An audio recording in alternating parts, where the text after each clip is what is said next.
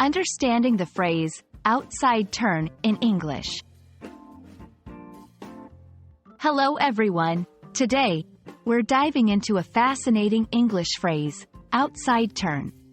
This phrase might sound a bit tricky at first, but by the end of this video, you'll understand it perfectly and be able to use it confidently in your conversations. Outside turn is a phrase used both literally and metaphorically. Literally, it refers to a movement around something from the outside, often used in sports or dancing. Metaphorically, it can imply a change in direction or perspective in a situation or discussion.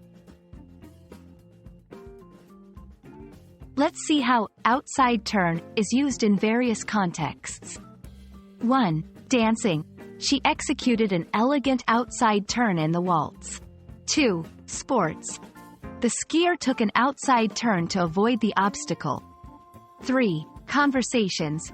The debate took an outside turn when a new topic was introduced. To remember this phrase, associate it with the idea of changing direction or perspective. Whether it's a physical movement in a sport or a shift in a conversation, outside turn always involves some form of turning or change. I hope this video has clarified the meaning and use of outside turn for you.